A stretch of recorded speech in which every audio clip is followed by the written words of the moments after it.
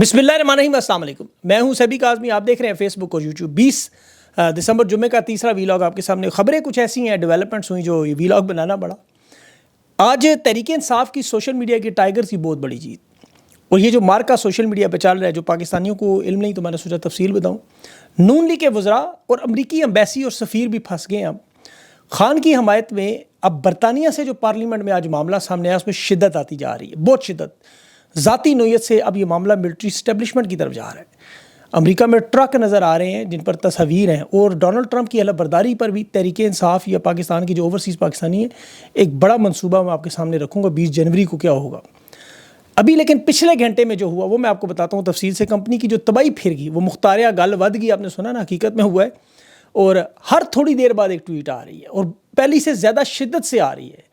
अब ये जो ट्वीट नहीं है, बल्कि ये सफारती पैगामात मैंने समझ रहा हूँ। इनके बुजुर्ग मोर को चाहिए कि इसको खोलें और डिकोड करें और समझने की कोशिश करें कि तूफ़ान की आमद है। इस्लामाबाद कत्ले आम की ताज़ा तरीन जो रिपोर्ट्स, होलनाक सबूत जो मौजूद हैं, अक़वाम मुत्तहिदा के वर्किंग ग्रुप की किस सफ़ात की रिपोर्ट के हवाले दोबारा शुरू हो गए। बेगुनाह इमरान खान की कैद, इलेक्शन चोरी, लोगों को गोलियां मारना, और ये जो गिद्ध इस्लामाबाद में आप देख रहे थे ना उड़ते हुए, जिसे आप सब लोगों ने इग्नोर किया, वो अमेरिका में इग्नोर नहीं हुए, वो पूरी फुटेज है। ह्यूमन राइट्स का इशू, धांधली, और मीडिया हाउसेस में जो हुकूमती लोग, वज़ीर, मशीर, इस्टेब्लिशमेंट के आला बड़े बड़े थिंक टैंक पाकिस्तान में सब परेशान है कि हो क्या रहा है। ये तहरीक इंसाफ के जो वॉलंटियर रज़ाकार कर क्या रहे हैं, ये आने वाले दिनों में इनके साथ होगा क्या, इन्हें अंदाज़ा नहीं हो रहा। इनके जो बुजुर्ग मोहर है, वो तो आपको पता है पाकिस्तान में वही वारदात करते रहे, जो डोनाल्ड ट्रंप की टीम के लोगों का जैसे पहले बैकग्राउंड निकाल लें, किसी को यहूदी बना दें, किसी को हमजिन्स परस्त बना दें, किसी का कोई स्कैंडल निकाल लें, किसी के मजहबी मामलात छेड़ दें, उन्हें ब्लैकमेल करें, उनके ऊपर दबाव बढ़ाएं। ज़ाहिर है इनके पास एक पूरी सहाफ़ियों की एक टीम है नून लीग के पास, वो इतना दबाव डालते हैं कि बंदा या तो बेचारा डर के पीछे हट जाता है। लेकिन यहाँ मामला उल्टा हो गया। जिस तरह रिचर्ड गर्नेल के ख़िलाफ़ जो पूरी मुहिम चलाई, अब ये 12 जमात पास है, लिखने पढ़ने की सलाहियत नहीं है, गलत जगह हाथ डाल देते हैं। अब इन्हें समझ नहीं आई, जो तहरीक इंसाफ के वॉलंटियर बैठे हुए हैं या रज़ाकार बैठे हुए हैं सोशल मीडिया पे, वो तनख्वाह नहीं लेते। ये दुनिया के उस बड़े डिजिटल मीडिया में शामिल हो चुके, दुनिया के, जिसे अमरीकी अहदेदार फॉलो करने लगे हैं। और इस्टेब्लिशमेंट और नून लीग ने जो वारदात की, वो भूल गए कि इनका मुकाबला किन लोगों से है। यहाँ तो खान की रिहाई पर, उसके मामले पर ट्वीट्स हों, बयानात हों, कोई ऐसी बात हो आलमी सतह पे, तो ये तो खान के हक़ में बात कर दी, ये लोग उसके ऊपर इस तरह लपकते हैं जैसे दाता दरबार पर आपको पता है न्याज बांटी जाए। और मैं तो हैरान हूँ इन रहनुमाओं पर जो सोशल मीडिया के ख़िलाफ़ तहरीक इंसाफ की बात कर रहे हैं, जिन्होंने 40 अरब की फायरवॉल उड़ा के रख दी, इनका अरबों का बयानिया तो वो बर्बाद कर दिया, लीरो लीर कर दिया। वो 4-4 साल पुरानी ट्वीट्स निकाल के, जिस तरह डोनाल्ड ट्रंप की तज़हीक का एक सिलसिला किया गया, गाली गलोच की गई, डिक्टेटर कहा गया, उसकी ज़ात पर हमले हुए, वो सारे के सारे बदले उतारे जा रहे हैं, क्योंकि खान के ऊपर ये करते रहे। अब इस्टेब्लिशमेंट और हुकूमत को ये समझ नहीं आ रही कि इसका हल क्या निकालें। बुग़्ज़ इमरान में, नफ़रत में जो इन्होंने अपने हाथों से लगाई थी, दांतों से खोलनी पड़ रही है।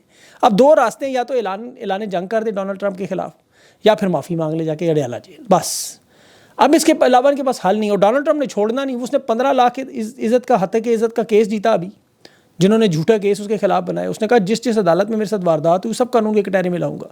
तमाम जर्नलों को कहा था पहले दिन, जो मेरी उसकी ब्रीफिंग आप सुने, उसने कहा था मैं सब लोगों को पहले दिन फारिग करूँगा। मीडिया के जिस जिस चैनल ने वारदात की, उन सबको आगे रगड़ा लगेगा, और वो इन लोगों को छोड़ेगा नहीं। ये बड़ी भारी अक्सरियत से आ रहा है, वो आम सदर के तौर पर नहीं, 10 में से 7 फैसला कौन उसके साथ है। और डोनाल्ड ट्रंप की टीम देखें, पाकिस्तान में जो हुकूमत है, ये इस्टेब्लिशमेंट इनके साथ ज़ाती मुखालफत में आ चुकी है, ज़ाती मुखालफत में। उसके जो आला ओहदेदार हैं, वो सोशल मीडिया के रज़ाकारों के साथ ऐसे कनेक्ट हो गए हैं जैसे वो खेल रहे हैं। आप देखें, वो अहमद बोबक पूछ रहा है उससे, रिचर्ड ग्रेनेल से, कि किसे वोट दोगे। डोनाल्ड ट्रंप का सफ़ीर है वो जवाब दे रहा है तुम्हें पता है किसको दूंगा, शहबाज शरीफ या इमरान खान, तुम्हें खुद पता है। रिलीज़ इमरान खान, फ्री इमरान खान की उसी ने कैंपेन चलाई। अब जो चीज़ सोशल मीडिया के लोग लिख रहे हैं वो जवाब दे रहा है, और ऐसा माजी में कभी नहीं देखा गया इतने आला लेवल पर इस तरह का मामला। इन लोगों को अगर किसी ने अब उठाने की कोशिश की तो फिर ज़ाहिर है दबाओ बल्कि डंडा आएगा उधर से।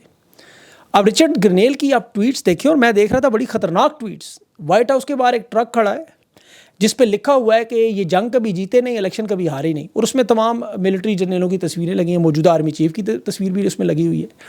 अब उस पर डोनाल्ड ट्रंप के सफ़ीर रिचर्ड ग्रेनेल ने उसे रीपोस्ट किया है, और अब तो ये भी इतलात आ रही हैं कि डोनाल्ड ट्रंप के हलफनामे वाले दिन 20 जनवरी को अमेरिका भर में ट्रक होंगे अगर खान की उस वक्त तक रिहाई ना हुई।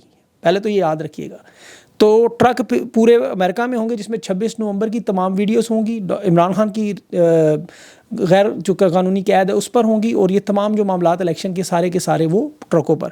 اب یہ ٹویٹس میرے خیال میں ڈونلڈ ٹرمپ کی مرضی کے بغیر نہیں آ سکتی، یہ جو ریئیکشن نظر آ رہا ہے کیونکہ ڈونلڈ ٹرمپ پر ذاتی حملے ہوئے، جس طرح اس کے عہدیداروں پر جیو نے کیے، ٹرمپ کے عہدیدار جو رچرڈ گرنیل ہو گئے یا باقی لوگ ہیں، طلعت حسین نے پوری لسٹ چھاپ دی تھی۔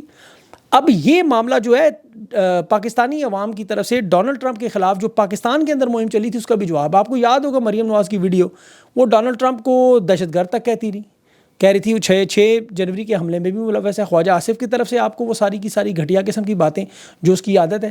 احسن اقبال تو حد ہی کراس کر گیا، اس نے ملٹری ڈکٹیٹر تک ڈونلڈ ٹرمپ کو کہا، اور واشنگٹن پوسٹ کی وہ خبر ڈونلڈ ٹرمپ کے ہارنے کے بعد اس نے لگائی تھی، واشنگٹن پوسٹ نے، احسن اقبال نے ٹویٹ کی، اور پھر اسے امریکن ایمبیسی نے ری ٹویٹ کی کہ یہ ڈکٹیٹر ہے جو پاکستان میں بھی ہمارے پاس ایک موجود ہے، ٹرمپ کی طرح دونوں فارغ ہونے جا رہے ہیں۔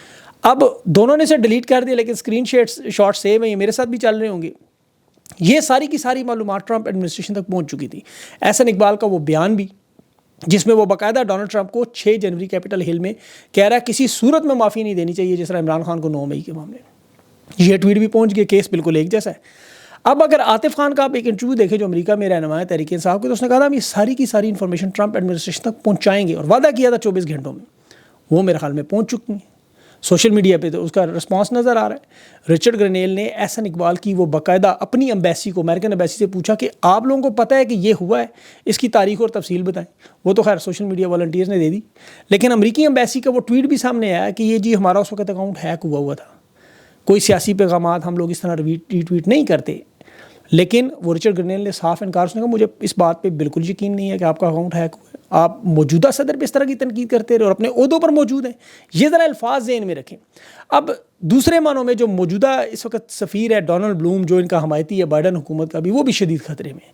تو یہ معاملہ میرے خیال میں بہت اوپر تک جائے گا، اور بہت سے لوگوں کو اندازہ نہیں ہے کہ رچرڈ گرنیل جو ہے وہ اقوام متحدہ کے مشن کے ساتھ 8 سال کام کر چکا، اس نے خود ٹویٹ بھی کی، پاکستان اس میں شامل ہے اور بڑی اچھی طرح جانتا ہے۔ اور پاکستان ایک ملٹی پولر ورلڈ کا عالمی طاقت کے نظام کا حصہ ہے جس میں کئی ممالک ہیں، خطے کے جو سیاسی، معاشی اور فوجی اثر و رسوخ رکھنے والے۔ یہاں اس خطے میں دیکھ لیں، ہندوستان، چین، پاکستان اور روس چاروں ایٹمی طاقتیں ہیں۔ سرد جنگ میں بھی جب یہ حریف تھے امریکہ اور سوویت یونین، تو اس کے بعد بھی امریکہ کا چین کے ساتھ معاملہ چلتا رہا، اور اب امریکہ اور ہندوستان کی آپس میں دوستی ہے۔ پھر پاکستان کا ماضی افغانستان کے ساتھ، پھر چین اور بھارت دونوں اہم اقتصادی اور سیاسی طاقت دنیا میں بن کے سامنے آ رہے ہیں۔ پھر یورپی یونین کا روس کا مشرقی یورپ میں، اور یہاں پہ اثر و رسوخ بھی بڑھتا جا رہا ہے۔ ایسے میں پھر سعودی عرب ہے، عرب امارات۔ تو یہ پورے خطے میں جو طاقت کا توازن ہے، اسے بیلنس کرنے کے لیے بین الاقوامی سطح پر یہ جو چھوٹے چھوٹے ممالک ہوتے ہیں وہ اکثر بڑی طاقتوں کے ساتھ تعلقات بناتے ہیں۔ پاکستان جیسے ممالک خاص طور پر جو نہیں بناتے، پھر اس کا پھر خمیازہ بھگتنا پڑتا ہے، وہ کم از کم اس حکومت کو ضرور بھگتنا پڑتا ہے۔ مثال کے طور پر امریکہ کا جب انخلا ہوا افغانستان میں، تو آپ کو یاد ہوگا امریکہ کی خواہش تھی کہ وہاں حکومت نہ بنے، یہ لوگ آپس میں لڑتے رہے، خانہ جنگی ہوتے رہے، کیونکہ بائیڈن حکومت نے $1 کھرب لگایا تھا، 127 ممالک تھے، پھر وہ اپنے اربوں ڈالر کے ہتھیار بھی چھوڑ کے چلے گئے۔ اب آپ اس کا اندازہ کریں کہ 15 اگست 2021 کو اشرف غنی کی حکومت ختم ہوئی۔ چین، روس، ایران اور قطر، ان 4 ممالک کے علاوہ دنیا کے کسی ملک نے تسلیم نہیں کیا، نہ سفارتی تعلقات میں، نہ مذاکرات۔ انسانی بحران وہاں پہ آیا، کوئی انسانی مدد کرنے کے لیے تیار نہیں تھا۔ عمران خان واحد رہنما تھا جس نے 2 دفعہ OIC کروا دی۔ افغانستان میں جو حکومت بننے ہوئی اس وقت جنرل فیض بھی گیا، وہ چائے کا کپ جو لہرایا تھا۔ اب عمران خان اور جنرل فیض دونوں جیل میں، یہ ہے بائیڈن حکومت کا مخالفت کا نتیجہ۔ ایبسولوٹلی عمران خان نے کہا ملٹری اڈے دینے سے انکار کیا، ڈرون پروگرام نہیں چلنے دینا، تو بائیڈن حکومت سے ایڈ لینے تک انکار کیا۔ اس کے نتیجے میں پھر سائفر آیا، خان کی حکومت ختم ہوئی، وہ سارا وکٹوریا نیو لینڈ وہ جانتے ہیں آپ سب۔ اب جو یہ موجودہ رجیم ہے شہباز شریف اور ملٹری اسٹیبلشمنٹ کی، ان کے لیے بہت بڑا مسئلہ بن چکا ہے۔ اب دیکھیں جہاں انہوں نے حکومتیں بنائیں، تعلقات بنائے، اور جہاں بنانے ہوتے ہیں، مثلا شام اس کی ایک مثال ہے، بشار الاسد کی حکومت ختم ہوئی ہے، وہاں امریکہ کی حکومت نے دیکھے کتنا محتاط رد عمل دیا۔ بین الاقوامی تنظیمیں شام میں اس جو نیا گروپ ہے اس کے ساتھ مذاکرات بھی کر رہے ہیں، وہاں ایک مستحکم جمہوری حکومت بھی بنانا چاہتے ہیں۔ CNN BBC اس کے انٹرویو بھی کر رہے ہیں گولانی کے، جمعہ 8 دن ہوئے نہیں، $10 ملین کا اس شخص کے اوپر انعام ہے، عالمی دہشت گرد قرار دیا، لیکن تعلقات بنائے جا رہے ہیں کیونکہ ڈونلڈ ٹرمپ نے کہا اس معاملے سے ہمارا کوئی لینا دینا نہیں۔ اب وہ کہہ رہا ہے کہ ہم جو کچھ کریں گے شام کی حدود میں کریں، مغرب ممالک۔ تو یہ سارا جو آپ کو اندازہ ہو جائے گا اس معاملے سے کہ بائیڈن حکومت نے جس طرح انہیں اندازہ ہے کہ جانے سے پہلے اپنے معاملات سیدھے کریں، اس میں تو ظاہر ہے کہ ہندوستان کی فرمائش ہے بیلسٹک میزائلوں کی پروگرام کی پابندی، دوسرا چین کو گوادر پورٹ دینے کا معاملہ ہے، پھر اس کے علاوہ امریکہ نے بازو بھی مروڑنا تھا۔ تیسرا یہ ایٹمی ہتھیاروں کے پھیلاؤ کی بات بھی ہے جو اس خطے میں نے آپ کو تفصیل سے بھی بتائی. اب حکومت نے یہ براہ راست الزام تحریک انصاف پہ ٹھوک دیا کہ جی پابندی انہوں نے لگوائی ہمارے اوپر. حالانکہ پابندی لگانے والا صدر جو بائیڈن ہے جو ان کا ساتھی ہے. ڈونلڈ ٹرمپ نے تو ابھی تک حلف نہیں اٹھایا, اور امریکہ کا تو قانون ہے کہ جب تک بائیڈن موجود ہے آنے والا صدر فیصلوں میں باضابطہ طور پر مداخلت نہیں کر سکتا. وہ عوامی بیانات دے سکتا ہے لیکن اگر مداخلت کرے تو پھر قانونی اور سیاسی مداخلت میں ہوتا ہے. فیصلہ وہ جو بائیڈن کی ایڈمنسٹریشن نے کرنا انہوں نے کر دیا. اب یہ چونکہ پڑھے لکھے نہیں ہیں, سیکھنے کی کوشش نہیں کرتے, چیزوں کا انہیں اندازہ نہیں ہو رہا کہ جو رسپانس حکومت کی طرف سے آنا چاہیے تھا انہوں نے ساکھ ڈار سے ایک چھوٹا سا لیٹر بھجوا دیا. بس تحریک انصاف کے خلاف یہ ایک دن میں 6-8 پریس کانفرنس کرتے رہے. وہ تارا ٹھک ٹھک آتا رہا بار بار سارے کے سارے. یہاں وزیر خارجہ وزیر اعظم کی جرت نہیں کہ امریکی سفیر کو بلا کے پوچھتا, ڈیمارچ کرتا. اب عمران خان نے سائفر پہ جو کیا تھا آپ کو یاد ہوگا, اس کا مقدمہ ان کا مقدمہ اب تحریک انصاف لڑ رہی ہے. زلفی بخاری باقاعدہ ویڈیو بنا کے کہہ رہا ہے اس کو بائیڈن حکومت کو رگڑ رہا ہے. سجاد برقی صاحب نے الزام لگا, انہوں نے آج صبح انٹرویو میں کہہ دیا ہم محب وطن ہیں, ہم پاکستانی ہیں, ہم کسی پابندی کے حق میں نہیں ہیں بالکل بھی, ہم صرف افراد کے اوپر پابندی اور ان کے جو غیر قانونی کرپشن کے بنے ہوئے اثاثے ہیں منجمد کرنے کی بات کرتے ہیں. ہم پاکستان پر کوئی پابندی ایسی نہیں لگوانا چاہتے, نہ ہم سوچ بھی نہیں سکتے. تو یہ جو سارا میں نے آپ کو امریکہ کا بتایا, اب آپ برطانیہ کا دیکھ لیں, آج وہاں بھی یہی معاملہ بالکل سیم. سانحہ 26 نومبر کے حق میں پارلیمنٹ میں جو آپ سنیں ذرا کیا ہو رہا ہے, آج ہیومن رائٹس کی بات کی جا رہی ہے.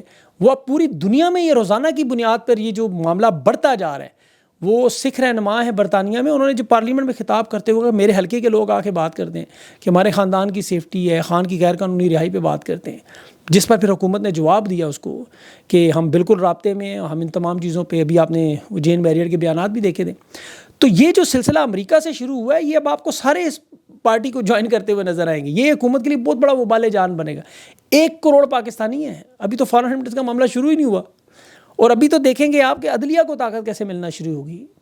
یہ جو کہا تھا نا اس نے خواجہ آصف نے کہ 26 فروری کی جو الیکشن ہے وہ ہمیں اکتوبر تک روکنے ہیں کسی طرح تاکہ ہم 26ویں ترمیم کر لیں. 21 دسمبر کو جوڈیشل کمیشن کا اجلاس ہے آئینی بینچ کی توسیع میں. اس میں اب یہ بھی فیصلہ ہوگا کہ جسٹس امین الدین خان اور جمال مندوخیل کیا وہ خود کو مزید توسیع دیتے ہیں یا پاکستان کی عوام کے ساتھ کھڑے ہوتے ہیں, جو پاکستانیوں پر ظلم و ستم ہو رہا ہے اس کو روکتے ہیں, اس کے خلاف کرتے ہیں, یا اپنی نوکریوں کے چکر میں پڑتے ہیں. میں وہ دیکھ رہا ظلم و ستم کی ایک مثال آپ کو بتاؤں. ڈی چوک میں پشاور میں وہ ایک شہید عبدالرشید کا چھوٹا بھائی 4 مقدمات میں نامزد اسے کیا گیا ہے. وہ بھائی کے جنازے پر پشاور جا رہا تھا. وہ بیچارہ معصوم ابھی بھی جیل کی اس جیل میں قید ہے. اس کا بھائی بھی شہید ہے. اور یہ 2 مہینوں میں انہوں نے ابھی عمران خان پر بھی تقریباً 36 سے زیادہ مقدمات درج کیے ہیں. اور خود ان کے اپنے صحافی تسلیم کر لیں خان بے گناہ ہے. جو کچھ اس نظام میں انتقام اور ظلم و ستم ہو رہا ہے وہ صاحبزادہ حامد رضا کی میں بات سن رہا تھا, وہ کہہ رہے تھے خان نے اگر وسیم بادامی کے پروگرام میں کہ لیڈرشپ معافی کا اعلان کر بھی دے تو قومی سطح پر ہوگی, علاقائی سطح پر جن لوگوں نے ہمیں پھنسایا انہیں ہم نہیں چھوڑیں گے. تو یہ یاد رکھیں اپنے ذہن میں. جنرل ڈائر کے 100 سالہ مظالم کو آپ یقین کریں اکٹھے کریں تحریک انصاف کے خلاف, تو یہ نظر آتا ہے کہ اس کے معاملے میں کچھ بھی نہیں ہے. خان کو 14 سال کی سزا کا جو معاملہ انہوں نے بنایا, سول نافرمانی کی ابھی مہم کا بھی معاملہ ہے. اس کے جو صحافی روزانہ ان کو بتا رہے ہیں روزانہ کی بنیادوں پر. اب تو نون لیگ کے رہنما برملا تسلیم کریں کہ ہم الیکشن ہارے ہوئے تھے, ہمیں زبردستی بنایا. انہیں پتہ ہے اب نکلنے کی باری ہے, اور وہ اسی لیے اب اسٹیبلشمنٹ پر سارے عدت کا کیس ہو, سارے معاملات ان پہ پھینک رہے ہیں. ان کے جو پیغام رساں کہہ رہے ہیں کہ عدت کا کیس حکومت نے نہیں بنایا, اسٹیبلشمنٹ نے بنایا.